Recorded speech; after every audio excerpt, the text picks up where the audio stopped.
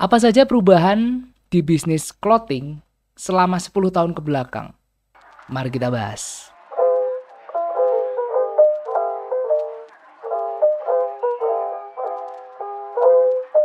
Hello good people, balik lagi sama aku Ganjar kayak Pepper Clouds.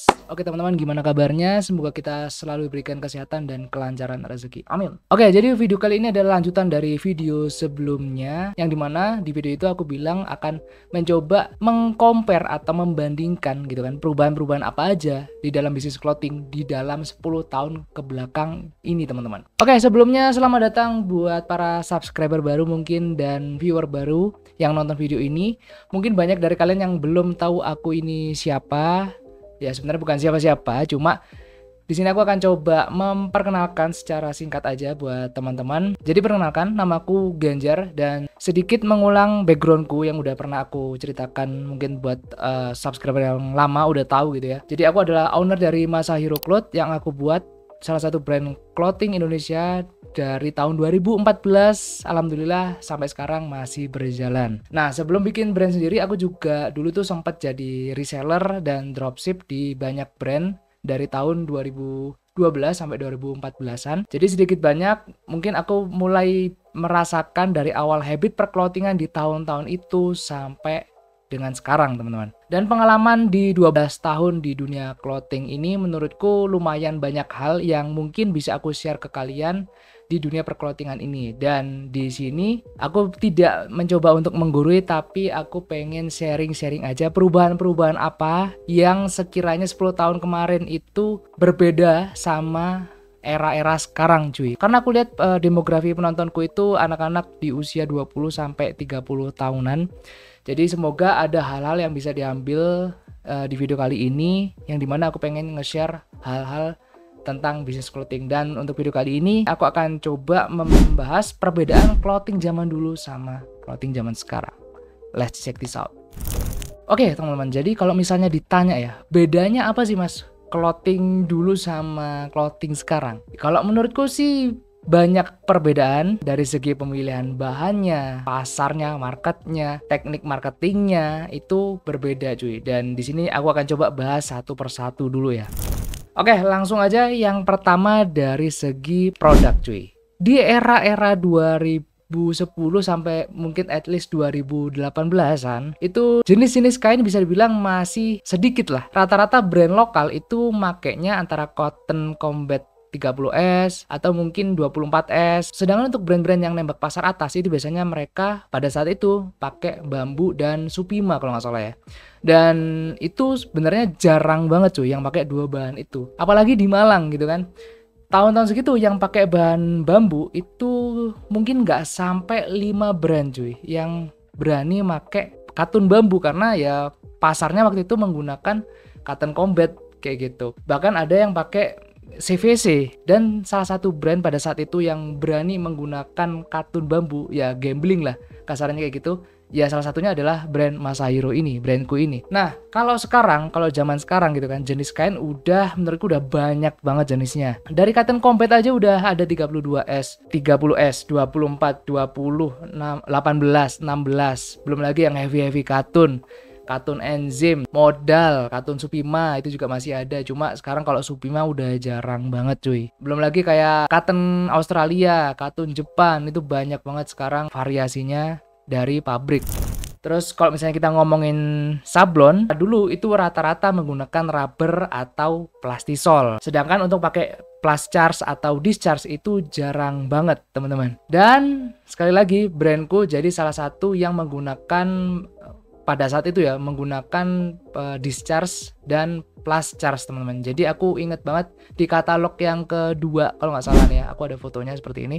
Nah ini katalogku menggunakan discharge teman-teman, yang dimana pada saat itu masih jarang banget yang menggunakan discharge. Ya 2014 itu masih jarang banget yang pakai sablon tersebut. Nah kalau era sekarang itu sablon manul udah banyak gitu kan variasinya. Ada yang rubber, plastisol, discharge, plus charge, plastisol raster, plastisol dove. Kemudian turunannya itu ada banyak kayak sablon puff, ada thermochromic, ada Photopia, dan lain-lain. Itu udah banyak banget sekarang. Belum lagi kalau misalnya sekarang kita udah nggak asing sama DTG dan DTF, teman-teman. Oh iya, kalau misalnya zaman dulu yang setipe sama DTF itu ada namanya, kalau teman-teman tahu, Polyflag. Itu Polyflag, ada yang Polyflag biasa, ada yang Bloodroot, teman-teman. Nah, itu zaman dulu ya DTF-nya seperti itu. Cuma kalau sekarang sudah ada teknologi DTF dan DTG yang dimana kita bisa produksi satuan, teman-teman, dan warnanya itu nggak ada limitnya, bebas gitu kan. Sedangkan kalau misalnya Polyflag itu sangat terbatas banget sama warna, karena semakin banyak warna otomatis akan semakin mahal juga. Kemudian perbedaan yang kedua dari segi selera konsumen. Nah, untuk kali ini ada perbedaan yang lumayan mencolok antara dulu dan sekarang. Dulu para pecinta brand lokal itu lebih fokus ke artwork atau ke desainnya dan sablonannya, teman-teman. Jadi ke kualitas sablonannya atau dari gambar artworknya. Nah, kalau zaman sekarang, kalau aku lihat ya dan aku alami sendiri, itu lebih fokusnya itu ke bahannya, teman-teman. Kalau aku lihat beberapa tahun belakangan ini, cotton combat aja itu banyak yang suka di 24S, 20S, terus 16 atau 18S, dan pasar sekarang lebih suka sama bahan-bahan yang tebel. Kalau aku pribadi untuk pemakaian harian ya, di kota Malang ini, sekarang kan Malang udah nggak sedingin dulu ya, udah lumayan panas gitu. Aku sampai sekarang pun lebih suka ke kain-kain, misalnya pakai combat ya, itu combat yang 30 atau yang cotton enzim atau yang cotton bambu sekalian yang lebih adem gitu kan. Nah, kalau menurut kalian gimana? Kalau kalian sebagai mungkin pemilik brand atau para pecinta brand lokal itu lebih suka tipe-tipe kain yang tebel-tebel atau yang adem-adem? Coba komen di bawah deh, aku pengen tahu.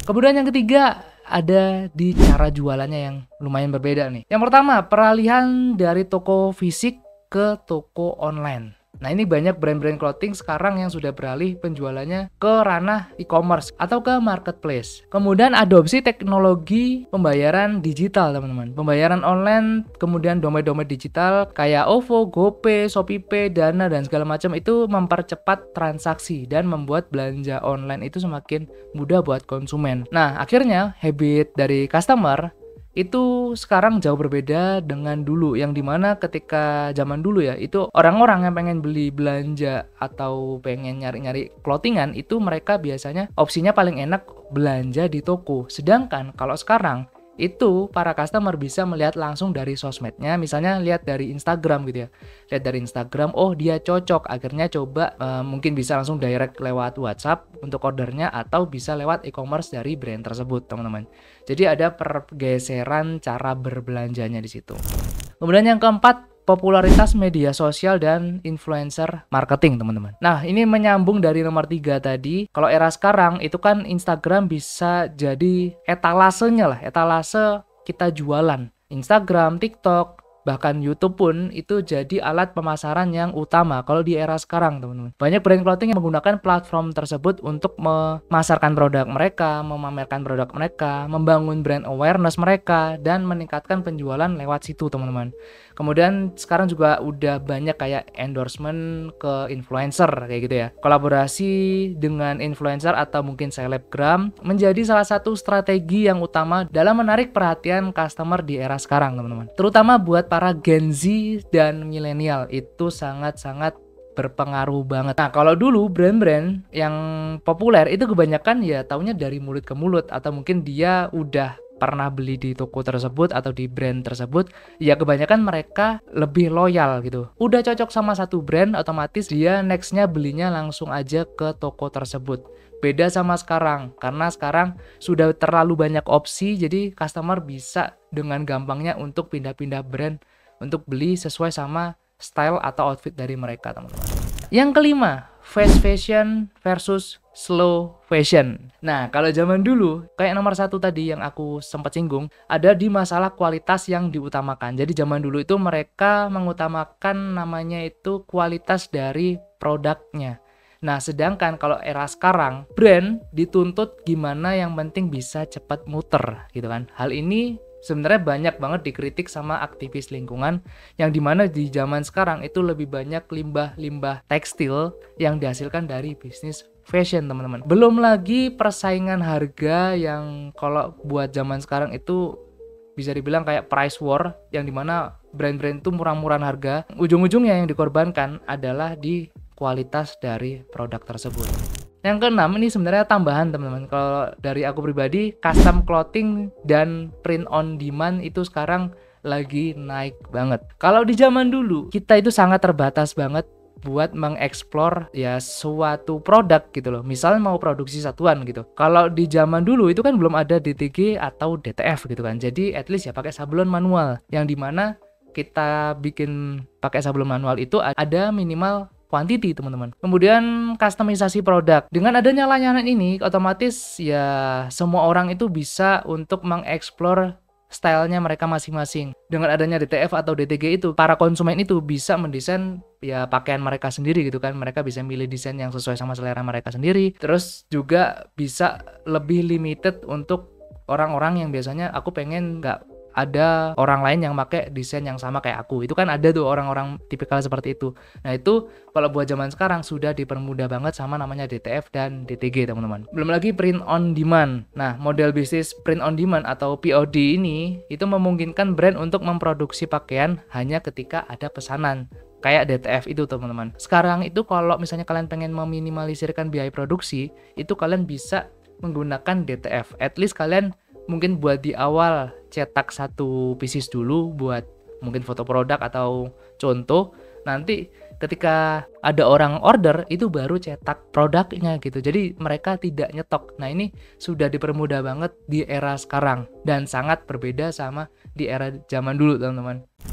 Nah dari sini perubahan ini menunjukkan bagaimana bisnis clothing itu beradaptasi dengan perkembangan teknologi. Belum lagi perubahan-perubahan tren dan kesadaran konsumen yang menurutku semakin kesini tuh semakin kritis teman-teman. Nah brand yang mampu berinovasi dan mengikuti perubahan-perubahan ini teman-teman, itu akan cenderung bisa bertahan dan berkembang lebih baik di pasar yang akan datang ke depannya gitu, dan mereka bisa lebih kompetitif daripada brand-brand yang tidak bisa beradaptasi. Coba aja kalian lihat brand-brand yang 10 tahun dulu ada, terus kalian coba lihat sekarang atau cari sekarang apakah banyak gitu kan brand-brand yang lama masih hidup. Nyatanya kan banyak brand-brand yang akhirnya kandas di tengah jalan ya karena perkembangan zaman, kemudian tidak relevansi sama perkembangan teknologi. Itu banyak banget faktornya. Belum lagi pas COVID kemarin itu banyak brand yang akhirnya tutup di tahun-tahun itu teman-teman.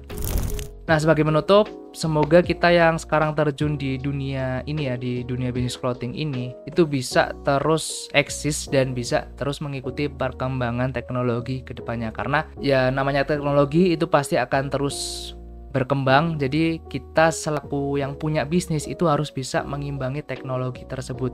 Tuh, jangan sampai kita gaptek sama namanya teknologi.